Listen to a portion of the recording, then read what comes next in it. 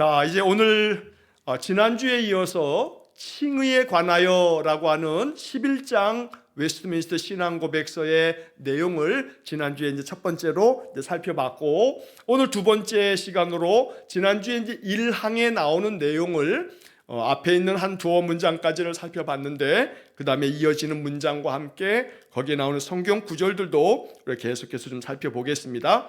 자, 지난주에 우리가 다루었던 내용을 한번 좀 읽고 그 다음에 이제 오늘 내용으로 들어가겠습니다. 자, 첫 번째 문장을 보시면, 하나님은 부르신 그들을 또한 거리낌 없이 의롭게 하셨다. 그들 안에 의를 주입하신 것이 아니라 그들의 죄를 용서하시고 그들을 의롭다고 간주하시고 용납하심으로써 의롭게 하셨다. 자, 이 지난주에 우리가 이제 살펴봤던 내용들입니다. 자, 지난주에도 말씀드렸지만 중요한 것은 이 문장의 주어입니다. 주어. 하나님은, 이게 주어죠. 그 다음에 문장에서 항상 중요한 것은 끝에 나오는 서술어죠. 그래서 우리가 이제 우스갯말로 한국말은 끝까지 들어봐야 돼 이러지 않습니까? 왜냐하면 한국어의 어수는 주어가 나오고 그 다음에 중간에 뭐 목적어도 나오고 또 부가적인 형용사 구도 나오고 그러다가 맨 마지막에 동사가 나오는 거예요. 그러니까 아무리 뭐 앞에 나오는 얘기가 쭉 진행되다가도 맨 끝에 서술어가 나오기 때문에 항상 이 언어라고 하는 것은 동사가 중요하거든요. 그러니까 이 동사가 우리는 맨 끝에 있는 반면에 이게 외국 언어들은, 영어나 또 서양 언어들은 항상 그 주어가 나오고 또 앞부분에 동사가 나온단 말이에요. 동사가 나오고 난 다음에 뒤에 이제 그 다음에 이어지는 말들이 쭉 이어지는 게 이제 다른 나라 말들의 그 어순이죠. 우리 이 한국어하고 일본어만 서술어가 맨 뒤에가 있어요. 끝까지 들어봐야 돼. 자, 여기서도 중요한 것은 주어하고 맨 끝에 있는 서술어가 중요하다고 지금 말씀을 드리는 겁니다. 하나님은 의롭게 하셨다. 결국 이 말은 지난주도 말씀드렸지만, 의로워지는 것은 내가 주체가 되어서 내가 무언가를 능동적으로 적극적으로 이렇게 행했기 때문에, 그래서 내가 의로워지는 게 아니고 내가 뭔가 함으로써 나로 말미암아 내 어떤 행동으로 인해서 내가 의롭게 되는 게 아니고 하나님이 우리를 의롭게 만들어 주실 때에 우리가 의로워진다는 거예요. 왜냐하면 뭔 짓을 해도 아무리 그가 뭐 대단한 업적과 공로를 세운다 해도 그것으로 의로워질 수 없다는 거죠. 이게 지난주에도 여러 번 설명을 드렸습니다만 가톨릭하고 개신교회하고의 구분점이에요. 이 신학적인 구분, 차이가 뭐냐 하면 바로 이런 데 있는 거예요. 그래서 제가 지난주에도 설명드렸듯이 우리 개신교회는 어떤 인간도 구원 얻을 자격이 없는 거예요. 전적 타락이라고 말해요. 전적 타락. 인간은 구원받을 수 없는 전적으로 타락한 존재다. 이게 이제 개신교회가 가지고 있는 인간에 대한 그런 신학적인 정리예요. 우리는 죄인이고 우리는 전적으로 타락한 존재이기 때문에 구원받을 그런 어떤 자격도 조건도 없단 말이에요. 그러나 반면에 우리와는 달리 가톨릭에서 갖는 이 신앙의 그들의 체계 안에서는 믿음으로써 의롭게 되어지는 것을 인정하지만 그것만 있음이 아니라 또 하나가 있는데, 그 믿음의 사람이 믿음 안에서 선한 행실을 힘써서 그 선한 그 믿음의 행적이 그를 구원한다. 소위 말해 간단히 말하면 선한 행실로 구원받는 길을 그들은 신학적으로 그렇게 동의하고 가르치고 인정한단 말이에요. 그 부분도. 자, 그러다 보니까 지난주에도 제가 설명드렸지만 공로가 나 자신이 구원받고 상급받을 만큼의 공로보다도 더 넘쳐요. 너무나 선하고 너무나 위대한 성인이에요. 이분들은 공로가 넘쳐. 그래서 그걸 한자말로 공로잉여설, 잉여 공로설 이렇게 말하는 거예요. 공로가 잉여, 남는다 이 말이에요. 자기 자신 구원받는 것뿐만 아니라 자기가 하나님 앞에서 상급받는 것, 면류관 받는 것에도 다 써도 다 써도 이 사람은 너무나 위대한 성인의 삶을 살았기 때문에 그 공로가 넘쳐요. 그 남는 공로를 우리 연약한 인생들에게 베풀어 줄 수가 있는 거예요. 그러니까 잉여 공로설, 공로 잉여설 이렇게 부르는 것은 결국 가톨릭 교회가 가지고 있는 그런 신앙 체계 안에 있는 거예요. 그래서 그들은 이 성인들을 존경한다고 말하는데 존경의 범위를 좀 넘은 것 같은 생각도 들죠. 그들은 이제 이렇게 가톨릭 성당에 가면 큰 성당 같은 데는 그 옆에 성물, 뭐 묵주라든가 또 여러 가지 이렇게 성스러운 물건들을 파는 그런 이렇게 이 상점들이 있는 데가 있죠. 명동 성당만 가더라도 이제 그런 것들이 있단 말이에요. 가게 되면 거기에 이콘이라고, 아이콘이라고도 말해, 이콘이라고 하는 이 성상, 거룩한 성인들의 초상화, 이제 이런 이콘 그림들이 있어요. 그런 것들을 이렇게 엽서처럼 판매하기도 하죠. 그러면 이제 이 가톨릭 신자들은 예를 들어 내가 마테오라고 하는 그런 사례명이 있다. 그러면 그 마테오 그 마태의 이 성화가 그려져 있는 그런 엽서 같은 거를 주로 이제 자기 성경책 같은 데 이렇게 다 이제 꽂아 두거나 자기 집에 그 마테오 성인의 그런 어떤 초상화의 액자를 만들어 두거나 뭐 이러는 경우들도 종종 있죠. 왜냐하면 내 세례명처럼 이 마태의 이 신앙의 공로가 너무 넘쳐서 그래서 그 축일이 돼도 정말 그렇게 더 경건한 마음으로 이렇게 보내고 좋아요. 경건의 어떤 도구가 되어진다면 간혹은 경건의 도구를 넘어서는 것 같은 그런 모양을 띠고 있기 때문에 그래서 이제 이 좀 극렬한 이제 기독교인들은 가톨릭을 이단이다 이렇게 말하는 이 아주 보수적인 그런 교단들도 개신교회 안에 있어요. 그렇게 말하는 건 좀 지나침이 있어요. 우리 이제 장로교 통합집 우리 교단도 가톨릭 교회를 형제 교회라고 그렇게 불러요. 이걸 뭐 이단이네, 마리아 숭배하고 교단이 뭐 교황 무호설, 교황은 어떤 것에도 잘못이 없다, 뭐 이런 것들로 인해서 가톨릭은 다 저건 이단적이야 이렇게 말하는 개신교회들도 있거든요.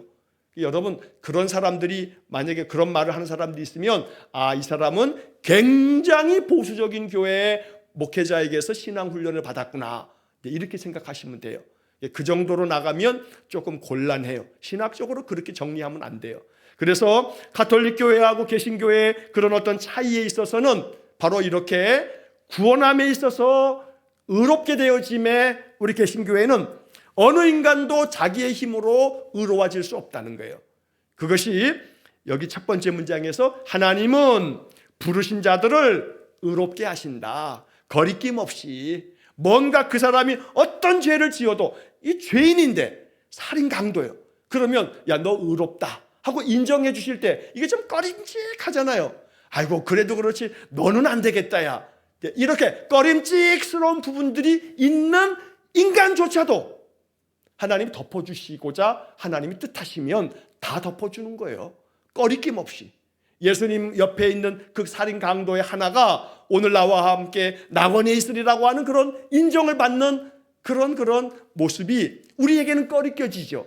저렇게 죽을 때까지 죄 짓는 놈이 마지막 순간에 말 한마디 잘했다고 낙원에 가고 천국에 간다면 이거 되겠나 하는 마음이 우리 인간들에게는 들어요.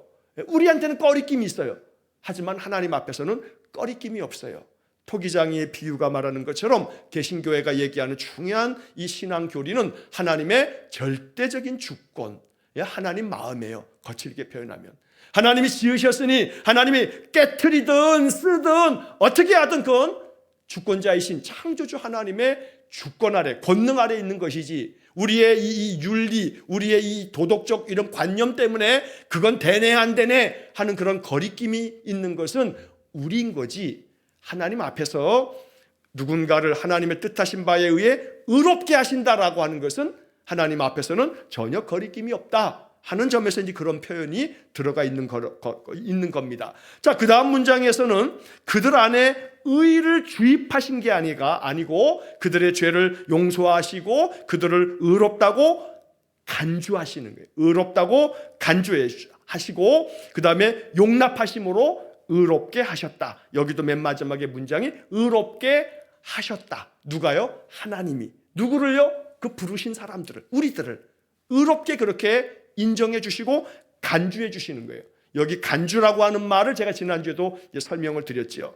자, 이제 그 다음 문장을 이제 오늘 보겠습니다. 자, 그 다음 세 번째 문장 보시면 그들 안에서 무엇이 일어났거나 그들이 무엇을 행해서가 아니라 오로지 그리스도만 보아서 의롭게 하셨다. 자, 여기서도 마지막 서술어가 뭐예요? 의롭게 하셨다. 지금 계속 첫 번째 문장, 두 번째 문장, 세 번째 문장의 마지막은 의롭게 하셨다. 이렇게 지금 계속 문장이 이어지고 있어요. 하나님이 그렇게 우리를 의롭게 만드셨다. 이 얘기를 하고 있는 겁니다. 근데 여기 이제 앞에 있는 설명을 보면 그들 안에서, 즉 하나님이 부르신 우리 신자들, 이 그들 안에서 무엇이 일어났거나 그들이 무엇을 행해서가 아니라, 그러니까 무엇이 일어났다는 것은 우리 마음속에 이 개벽이 일어났어요. 천지개벽이 일어났어. 그래서 내 마음에 의지가, 내가 아주 180도 다른 인간이 돼버렸어요. 그래서 내 마음에 심정적인 어떤 변화가 일어나가지고 아이고 나 이렇게 살면 안 되지 하면서 내가 이제는 완전히 전적으로 무언가를 결단하고 의로운 길을 걸어간다 하더라도 그것 때문이 아니고, 그러니까 우리의 마음에 뭔가 대단한 결단과 결정을 내린 다음에 나는 더 이상 이제는 이렇게 안 살 거야 하면서 뭔가 다른 삶을 산다 해서 그것 때문에 의로워지는 게 아니고, 또 하나는 그들이 무엇을 행해서가 아니라, 그러니까 뭔가를 했다고 내가 이거 했으니까 천국 갈 만하지요. 아니 내가 이렇게 했는데 나 정도 하면 천국 가는 거 아니에요? 아니 내가 이만큼 했는데 나보다 못한 저 인간이 천국 가요? 이게 말이 돼요? 하고서 천국문 앞에서 아무리 시위해봤자 그게 소용없는 짓이에요. 그러니까 뭔가 내가 행했다고 그 행한 것에 대해서 하나님 앞에 공치사하면서 하나님 내가 교회를 위해서 내가 이만큼 했습니다. 내가 이 교회를 부흥시키기 위해서 내가 얼마나 많은 사람들을 전도했는지 몰라요. 내가 이 교회를 위해서 내가 얼마나 많이 봉사했는데요. 내가 교회 예배 빠진 적 있어요? 내가 성경 모르는 게 있어요? 내가 모든 성경 공부 훈련 다 받았고요. 내가 교회에 얼마나 많은 헌금으로 교회에 기여했는지 몰라요. 라고 내세울 것이 정말 천지에 가득할 만큼 된다 할지라도 그것을 행했다고 해서 의로워지는 게 아니라는 거예요. 내가 무언가 행한 것이 조건이 아니라는 거예요. 이거 했으니까 그거에 따르는 보상, 보답으로 내게 구원이 주어지거나 의롭게 되어지는 것도 아니라는 거예요. 구원은 하나님 앞에서 의롭게 되어지는 것은 나의 행위에 대한 보상이 아니에요. 보답이 아니라고요. 그러니까 내가 뭘 행했기 때문에 하나님이 이만큼은 해놓으셔야지 라고 하는 기브 앤 테이크가 아니란 말이에요. 여기 이 이야기를, 그래서 결국 내가 내 안에 무엇이, 어떤 것이 내 마음속에 일어났든지 바깥으로 내가 뭘 행했든지 그걸로 의로워지는 게 아니고, 쉽게 말하면 그걸로 구원받는 거 아니고 오로지 그리스도만 보아서 의롭게 하셨다. 예수님을 보고 그래 내가 내 아들 성자 하나님 대신 그리스도 메시아께서 너희들을 대신해서 십자가에 피 흘려 주었기 때문에 내가 예수를 보고 너를 용서하마, 내가 예수로 인하여 내가 너를 의롭다 하마 라고 하는 것이지, 우리가 뭔가를 대단한 것을 행했기 때문에 내 마음이 완전히 변화되어서 뭔가 대단한 결정을 했기 때문에 이런 것 때문이 아니다. 오로지 그리스도만 봐서 의롭게 하셨다. 우리가 흔히 그런 말 하잖아요. 내가 널 봐서 이거 그냥 내가 넘어가는 거야. 너 봐서 내가 이거 해주는 거야 라고, 누군가를 봐서, 너를 봐서 내가 이렇게 해주는 거야 라고 하나님이 말씀하시는데, 그리스도를 봐서 그리스도 덕분에 너희들이 의롭게 되어지는 거다. 그러면서 오로지 그리스도만 보아서, 이런 표현이 여기에 들어가는 겁니다. 자, 그래서 이제 그 다음 문장으로 보게 되면 또는 신앙 자체나 믿는 행동이나 그 밖에 무슨 신앙적인 복종을 의로운 것으로 그들에게 주입함으로써 그들을 의롭게 하신 것이 아니라 그리스도의 복종과 만족을 그들에게 돌림으로써 그들은 믿음으로 그리스도를 영접하고 그에게서 쉼을 얻고 그의 의를 얻게 된다. 중간에 성경 구절들이 이렇게 쭉 가로로 쳐 있어가지고 문장이 이렇게 쭉 뛰어넘어야 되는데 이 문장이 좀 긴 문장이죠. 근데 역시 마찬가지로 문장의 패턴은 뭐 거의 앞에 있는 것과 다름이 없어요. 좀 더 길게 설명이 되어 있는 거죠. 그래서 신앙 자체나 믿는 행동이나 그 밖에 무슨 신앙적인 복종을 의로운 것으로 그들에게 주입함으로써, 우리가 두 번째 문장에서 그 주입이라고 하는 말이 나왔지요. 주입함으로써 그들을 의롭게 하시는 것이 아니다, 이렇게 말해요. 그러니까 하나님이 그 사람의 신앙을 딱 보고 이 신앙 자체가 그래, 너의 신앙이 너가 의롭다고 그렇게 될 만하다 하고서 내가 그러면 의를 주입해 주마. 그래서 하나님이 의를 주입해 줌으로써 얘가 그냥 완전히 그 신앙이 의롭게 되어지는 거. 결국 이것도 그 신앙이라고 표현되어 있지만 신앙 자체라고 하는 것을 오히려 이 문맥상에 이야기하자면 이 종교적인 신앙의 양태, 신앙의 모습 그 자체, 그러니까 종교 활동, 이렇게 이해하는 게 신앙 자체라고 하는 말을 우리가 보다 더 바르게 이해하는 것이 될 겁니다. 또 믿는 행동, 앞에서 말한 것처럼 행위로 구원을 얻는 게 아니거든요. 그러니까 믿음으로써 내가 이렇게 믿기 때문에 행동을 보인다 이 말이에요. 그 행동. 다만 한 가지 여기서 우리가 주의해야 할 것은 이러한 행동이 무가치하다든가 이런 행동이 불필요하다든가 이런 건 아니에요. 절대 그렇게 생각하면 안 돼요. 이런 믿음의 행위가 아름다운 거예요. 하나님은 그 아름다운 것을 귀하게 여기세요. 다시 말하면 우리 안에 있는 열매로 드러나는 거거든요. 그러니까 우리의 믿음의 행실이 이건 필요 없어, 이건 무가치한 거야, 이렇게 나가면 안 된다고 제가 지난주에 쭉 앞에서 설명을 드렸거든요. 그게 아니에요. 그것이 중요하고 아름다운 열매가 돼요.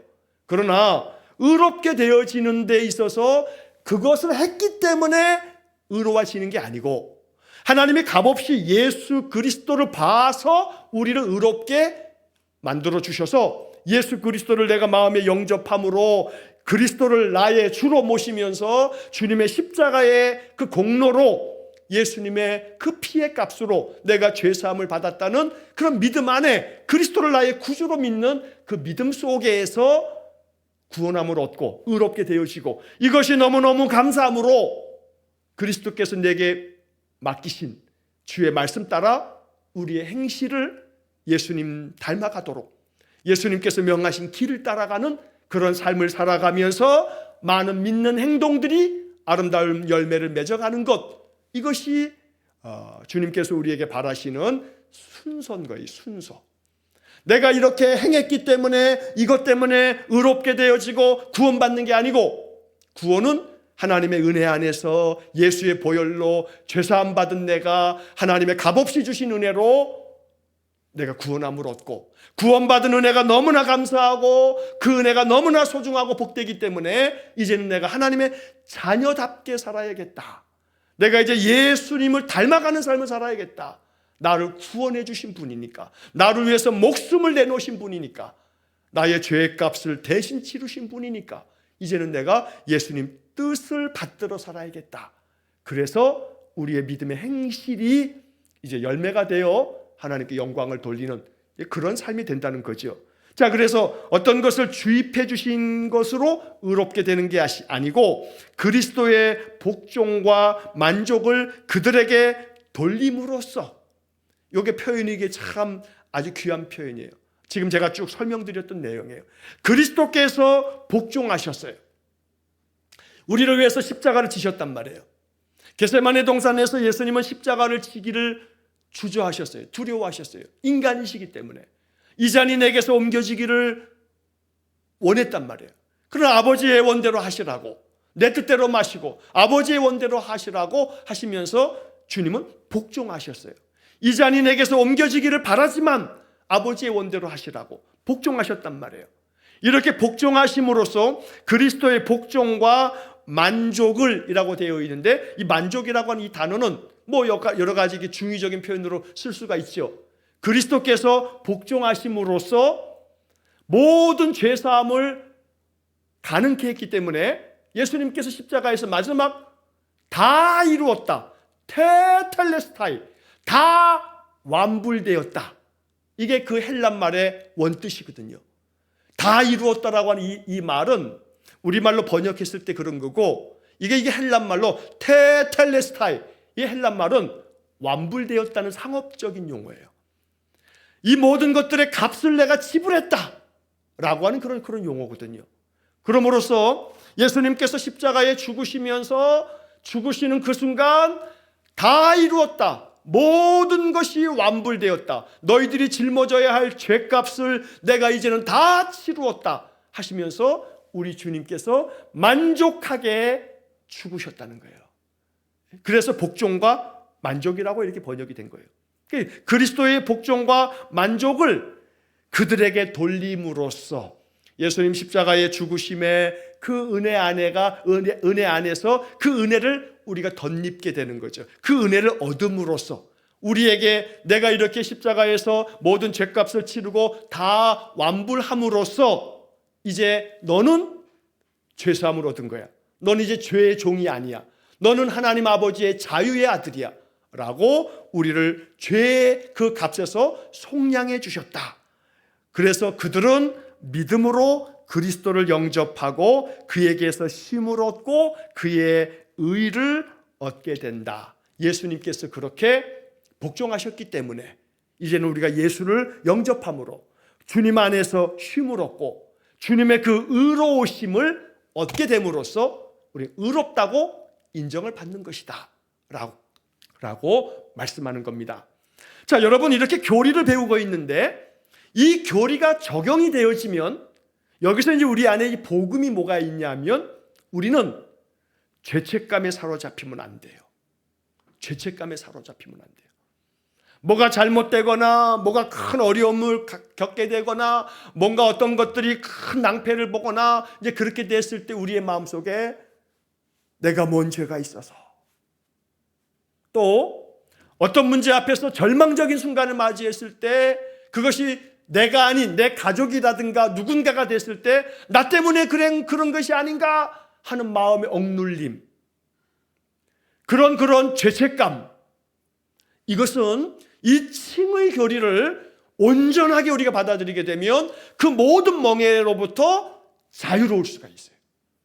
그러니까 이 칭의 교리를 우리가 이 신앙 안에서 이거 정말로 온전하게 배우고 온전하게 내 마음속에 믿음으로 고백하게 되면 소위 말해 옛적에 있었던 그 어떤 트라우마도 씻어내버릴 수가 있어요. 칭의 교리가 그래서 중요해요. 이 칭의 교리를 우리가 갖게 되어지게 되면 내 안에 있는 열등감도 씻어버릴 수가 있어요. 이 열등감, 옛날에 나의 삶에 대한 이런 부분 때문에 갖고 있는 그 열등감, 사람들에게 가지고 있는 많은, 사람들은 크고 작은 열등감이 있거든요. 또 많은 사람들이 죄책감이 있어요. 그러나 그 죄책감이나 열등감이나 우리 안에 있는 그 어떤 감정도 더러는 그게 트라우마가 되거든요. 상처가 된단 말이에요. 근데 그런 모든 것들을 다 벗어버릴 수가 있어요. 이 칭의 교리를 우리가 온전히 믿음 안에서 고백하게 되면, 왜냐하면 그런 모든 것을 그리스도께서 다 짊어지시고 십자가에 지셨기 때문에, 그러니까 예수님께서 십자가에 달려 돌아가신 것을 단순히 나의 죄, 원죄와 내가 지은 모든 자범죄와 이런 죄만을 짊어지시고 돌아가신 것이라 라고 이해하시면 곤란해요. 그 하나만 알고 그 이상을 모르는 거예요. 예수님의 십자가의 죽으심은 나의 인생의 삶의 모든 멍에를 다 짊어지시고 우리를 자유케 하신 거예요. 진리를 알지니 진리가 너희를 자유롭게 하리라 라고 하는 그 말씀 속에 자유함은 죄로부터의 자유함만을 말하는 게 아니에요. 내가 가지고 있는 그 옛적의 그 어떠한 열등감도 죄책감도 트라우마도 어떤 마음에 남아있는 이 감정의 찌꺼기도 다 털어버릴 수 있는 자유함이에요. 그래서 예수의 복음은 우리를 자유케 만들어줘요. 이 자유는 그래 나는 이젠 거기서 다 벗어났어 하면서 이제는 내 마음대로 이젠 내 자유야, 내 마음대로 내 인생은 내 거야 이렇게 살아가는 것은 그건 자유가 아니고 그건 방종으로 흘러가는 이 자유를 빙자한 방종이고요. 그리스도 안에서 진리를 알므로 생겨지는 자유는 그리스도 안에서예요. 그리스도 안에서 엔 크리스토스, 그리스도 안에서. 이 범위가 그리스도를 벗어나지 않아요. 그리스도 안에서 내가 누리는 이 자유는 나로 하여금 인생의 모든 무거운 어떤 속박도 벗어던질 수가 있어요. 예를 들어서 내 안에 죄책감이 있어요. 근데 그것이 이제 나의 허물 때문인 것만 같아요. 내가 뭔가를 잘못한 것 때문에 그런 것 같아요. 또 실제로 만약에 그렇다 치더라도 내가 뭔가 실수하고 잘못한 것 때문이라 할지라도 그러면 이제 더더욱이나 평생 이 죄책감에서 벗어나기 어렵죠. 하지만 하나님께서 우리 안에 이 그리스도의 복음 안에서의 칭의의 은혜를 베풀어 주실 때 우리가 믿음 안에서 고백해야 할 것이 있어요. 하나님은 나의 허물로 말미암아 누군가가 상처와 아픔과 큰 낭패와 재난을 당했을 때 나로 말미암아 그렇게 됐다 하는 죄책감을 갖게 됐을 때 그 죄책감의 멍에를 짊어지고 우리가 오랜 세월을 속박당하면서 그 억압의 굴레를 벗어나지 못하고 살아갈 수가 있어요.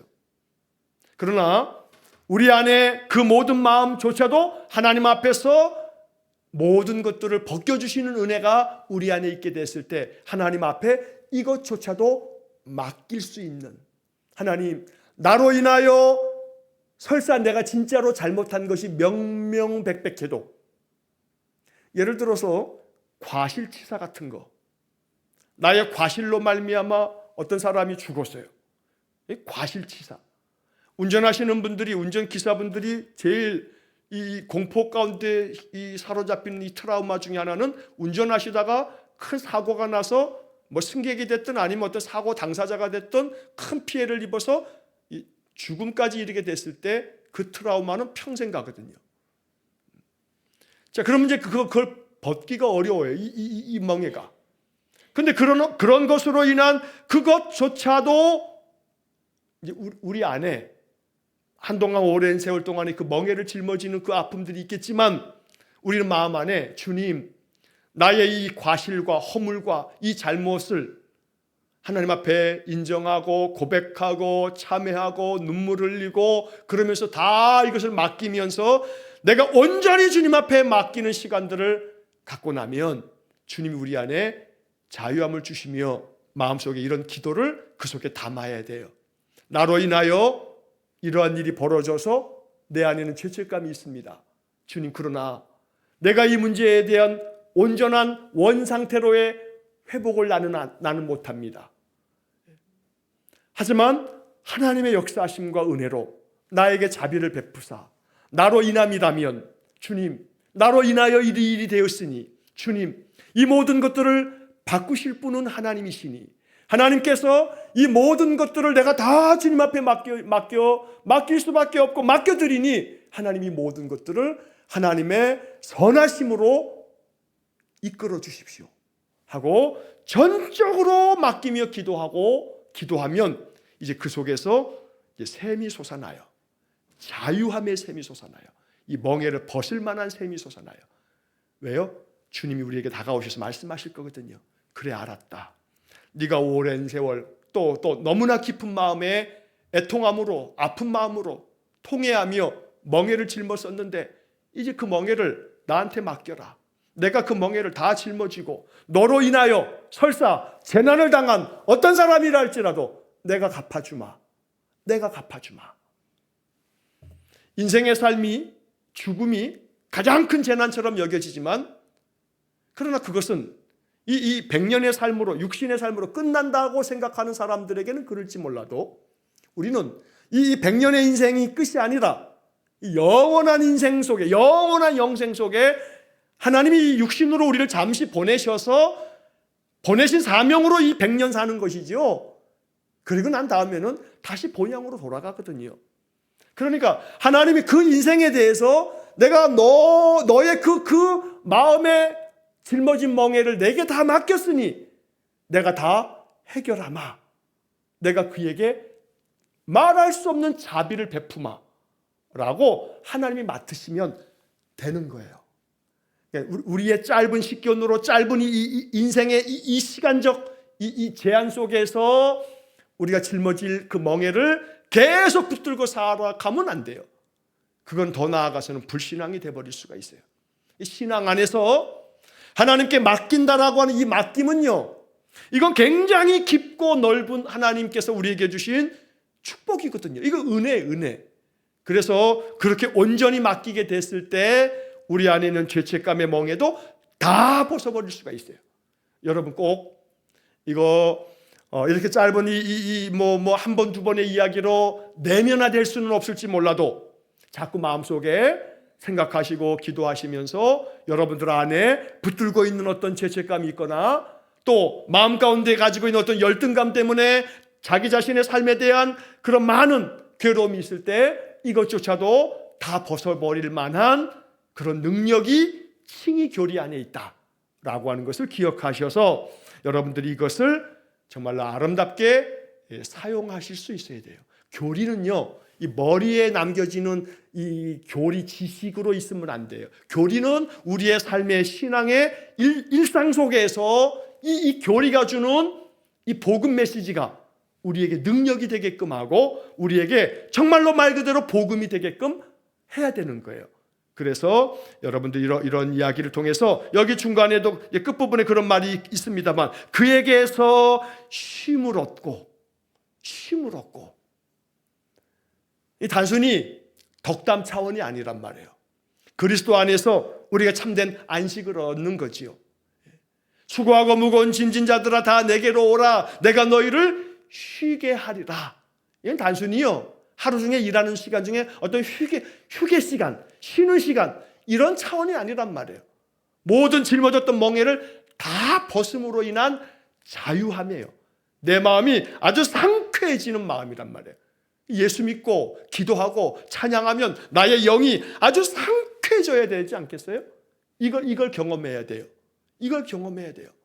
그래서 하나님 앞에 기도하고 나면 나의 마음이 시원해지고 내 마음에 답답했던 마음이 다 풀어지고 그러면서 내 마음 속에서부터 아주 마치 그 여름날에 시원한 얼음 냉수같이 내 마음을 상쾌하게 만드는 복음의 역사가 일어나야 되는 거예요. 이런 것들이 일어날 때 이게 성령 충만함의 은혜를 누리는 삶이에요. 내 마음이 개운하게 아주 그냥 맑아지고 내 마음이 상쾌해지는 것 말이죠.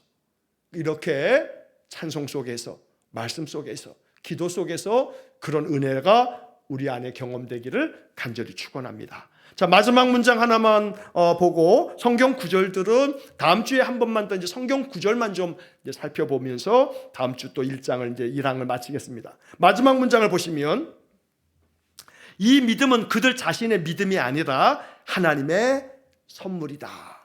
자, 이 마지막 문장이 참 아름다운 문장이에요. 이런 모든 것들은 이러한 믿음은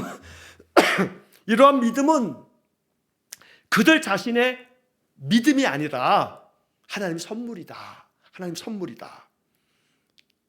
선물은 선물 주는 사람의 마음이죠. 물론 선물 주는 사람이 그래 이 사람 참 예쁘니까 이 사람 나한테 잘하니까 이 사람 그래 선물 받을 만해 하면서 선물을 줄 수도 있어요. 그러나 꼭 하나님을 우리 인간처럼 취급하시면 안 돼요. 우리 인간들은 선물 받을 사람이 아닌데 저 밉상인데 언제나 나한테 그냥 가시처럼 깐죽거리고 뭐 한마디 해도 그냥 재수없게 말하고 아주 밉상이야. 그냥 보는 것도 뭐 주는 것도 없이 미워. 그런 사람에게 선물 선뜻 주겠어요? 우리 마음 같으면 그거 쉽지 않죠. 잘 안 돼요, 우리는. 그러니까 예쁜 사람에게 선물 주고 싶은 마음이 절로 생기죠. 우리 인간은 그래요. 근데 우리 인간의 이 마음이 하나님도 그럴 거라고 생각하시면 좀 곤란하죠. 하나님은 사랑의 하나님이셔서 하나님께서 이 선물을 베푸심은 사실은 모든 이에게 이 선물을 베푸시고 계시는 거예요. 이 선물은 모든 자에게 허락되어지는 하나님의 초청장과 같은 거예요. 하나님은 다 청하신단 말이에요. 그 예수님 비유의 말씀 속에 이 혼인잔치, 잔치자리에 많은 사람들을 다 초대해요. 다 초대하지만 정작 잔치자리 시간이 되는데 사람들이 안 와. 종들을 보내서 왜 안 오느냐고 가서 물어봐라 했더니 뭐 소도 사야 하고 가서 뭐 논밭에 가서 일도 해야 되고 뭐 장가도 들어야 되고 말들이 많아요. 그래서 안 와요. 청함을 받은 사람은 많지만 택함을 받은 사람은 적다 하시는 거죠. 그러니까 여기서 선물이라고 하는 것은 하나님의 초대장이에요. 모든 사람들을 하나님 초대하고 계세요. 오라 다 오라 내게로 오라 하고 말씀하신다고요. 모두에게 주시는 이 선물을 받는 사람이 있는 반면에 안 받아요. 전도폭발 훈련이라고 하는 것이 있는데 이 전도폭발 훈련은 이제 복음 제시 그 내용들을 습득하고 훈련 받아서 그래서 이제 현장에 가서 이제 이 사람들에게 이 전도폭발 훈련의 복음 제시의 내용을 쭉 전한 다음에 마지막 믿음 안에서 그들이 이제 결단하게끔 하는 그런 쭉 이 전도 훈련 프로그램이에요. 제가 이제 불광동에서 그것을 이 전도폭발 훈련을 제가 여러 해 동안에 이제 그걸 지도하면서 이제 훈련을 시켰는데 그럼 이제 훈련의 과정에서 이제 이 훈련생들하고 이제 같이 이제 현장에 가서 이제 복음 제시를 해요. 근데 이제 복음 제시를 하면서 그 사람이 쭉 이제 듣고 나중에 이제 그런 복음 제시 마지막 부분에서 하나님께서 값없이 주신 이 선물을 받으시겠느냐 하고 묻는 그런 이 제시되어지는 이 복음의 내용이 있어요. 근데 이제 어떤 사람들은 이 하나님이 값없이 주시는 이 선물을 받으시겠느냐 하고 말하면 어떤 사람들은 단호하게 아니요 그래. 아니요. 내가 왜 그것을 값없이 받아요? 내가 뭔가 하지도 않고 받는 것은 전 싫어요. 이른단 말이에요. 그러니까 오늘날 많은 사람들은 이 값없이 주어지는 이 하나님의 은혜로운 선물 자체를 우리는 어떤 값을 지불하고 받을 수 없는 것이라고 하는 것이 충분히 이게 받아들여지거나 이해되지 않음으로 인해서 하나님의 이 값없이 주시는 이 은혜의 선물을 받지 않겠다고 그런다고요. 하지만 오직 우리가 의롭게 되어지는 이 은혜는 선물로만 받을 수 있는 것이지 앞에서 쭉 말한 것처럼 내가 무언가를 행함으로써 나의 어떤 종교적인 행위로서 어떤 행동으로서 이것이 의로워지는 게 아니고 이 은혜를 얻게 되는 것이 아니라고 성경은 계속해서 말씀하는 겁니다. 다음 주에 이제 이 성경의 이야기들을 쭉 찾아볼 겁니다. 성경의 그 내용들만 보더라도 그렇구나. 우리가 이렇게 해서 무언가를 행위로 되어지는 것이 아니구나 라고 하는 얘기를 성경이 계속 하고 있다는 겁니다. 그러므로 오늘 이 본문의 이야기까지를 우리가 이제 살피면서 내 안에 하나님께서 값없이 주시는 이 의롭게 되어지는 칭의의 은혜, 이 칭의로 말미암아 내 모든 속박과 멍에를 다 벗어던지고 하나님 앞에서 의로운 자가 되어진다라고 하는 것은 좀 전에 쭉 말씀드린 것처럼 내 모든 멍에를 다 벗어버리고 의롭게 되어지는 이것이 도덕과 윤리적으로 올바르게 되었다라고 하는 그런 개념으로만 이해하시면 안 되고 말 그대로 하나님 앞에서 이제는 온전한 모든 멍에를 다 벗어버린 참된 안식과 쉼을 갖게 되어지는 하나님 앞에 참 자녀가 되어짐으로 오직 하나님의 은혜를 마음껏 풍성히 누리며 사는 참된 자유가 우리에게 주어지는 것이 이게 칭의를 통해서 우리가 얻게 되어지는 영적인 복이다 라고 하는 것을 우리가 기억하면서 물론 앞으로도 이제 뒤에 이 칭의에 대한 교리가 여러 항으로 이루어져 있습니다. 이 칭의에 대한 것을 앞으로 한참 우리가 살펴보게 될 텐데 내용이 많이 반복되어질 겁니다. 그런데 반복되어짐을 통해서 우리가 이게 자꾸 또 듣고 그러면서 내면화되어야 됩니다.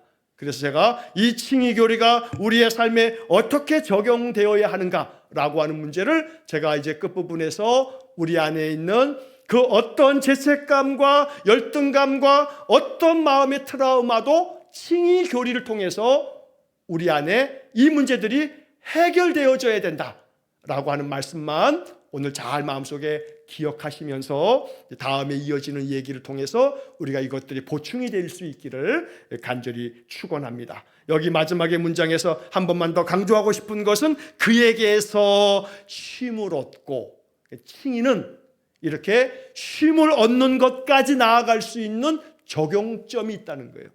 단순히 의롭게 되었다라고 하는, 그래서 구원 얻게 됐다, 천국 간다, 이러한 단순 계산이 아니라 쉼을 얻고라고 이렇게 표현되어 있는 것처럼 이 칭의를 통해서 우리는 정말로 참된 자유함과 안식과 평강을 누리는 것이기 때문에 이 칭의 교리를 우리가 잘 마음속에 믿음 안에서 고백하는 것이 필요하다라고 하는 이야기를 오늘 내용 안에서 이제 살펴보게 됩니다. 다음 주에 이 성경 구절들을 우리가 좀 더 계속 살펴보겠습니다. 함께 기도하겠습니다.